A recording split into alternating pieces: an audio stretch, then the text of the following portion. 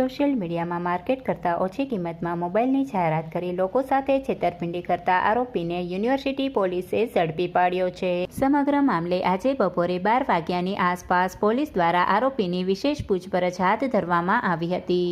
Police પૂછપરછ દરમિયાન આરોપીએ ફ્રોડ આચરવા અંગેની પોતાની મોરસ ઓપરેન્ડી વિશે જણાવ્યું હતું। આ ફ્રોડ કઈ રીતે કરમ છે? OLX અને Facebook ના માધ્યમથી લોકોને જાહેરાત પહોંચાડી, બરાબર। પછી એનો ઈ કઈ રીતે કોન્ટેક્ટ કરે તારો? એમાં મારો કોન્ટેક્ટ Facebook અને OLX ના માધ્યમથી કરી, બરાબર। અને હું બીજા ડીલર થ્રુ તેને મોબાઈલ અપાવતો સોશિયલ મીડિયા થ્રુ, બરાબર।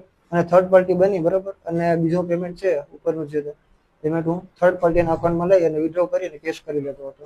ઈ લોકો શેમાંથી પૈસા આપતા? મને ઓનલાઈન ક્રેડિટ કાર્ડ થ્રુ અને UPI થ્રુ પેમેન્ટ આપતા, બરાબર।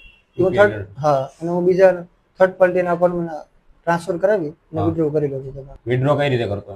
ટૂંકમાં જે કે રેપિડો વાળા હોય છે, બરાબર, એના ટૂંકમાં ઓનલાઈન રાઈડ કરાવી, બરાબર, એના ટૂંકમાં અકાઉન્ટ યુઝ કરી તેમાં ટ્રાન્સફર કરાવી લેતો। અને ક્રેડિટ કાર્ડ માટે અલગ અલગ પોર્ટલ જે એન્ટરપ્રાઇઝ વાળા યુઝ કરતા એના અકાઉન્ટમાં પણ ટ્રાન્સફર કરાવી અને પૈસા વિથડ્રો કરી અને કેશ કલેક્ટ કરી લેતો। રાજકોટમાં કેટલા કર્યા?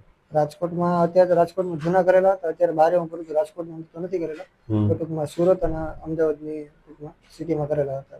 કેટલાક સિમ કાર્ડ કેટલાક વાપર્યા છે? સિમ કાર્ડ અત્યારે મારા નામ ઉપર મેં સાહેબ 1.5 વર્ષની 30 થી 40 સિમ કાર્ડ યુઝ કરેલા। ઓકે, અને અત્યારે સિમ કાર્ડ ક્યાં? અત્યારે સાહેબ હું જે તે સિમ કાર્ડ હતા તે ટૂંકમાં બીજા સિમ કાર્ડ નીકળે એના માટે બીજા યુઝ કરવા માટે તે જે તે સિમ કાર્ડ હું સ્ક્રેચ કરી અને ઉપર કંપનીમાંથી બંધ કરાવી દેતો, અને જેથી કરીને મારે બીજો સિમ કાર્ડ યુઝ કરવું હોય કંપની કોના નામના તું સિમ કાર્ડ કઢાવ? સિમ કાર્ડ બધા તે મારા નામના કઢાવ્યા હતા। પાછળના જે સિમ કાર્ડ હતા તે હું કંપનીમાં કોલ કરાવી અને બંધ કરાવી દેતો, જેથી મારે આગળ જો સિમ કાર્ડ કઢાવવું હોય તો પછી હું બીજો સિમ કાર્ડ યુઝ કરી શકું।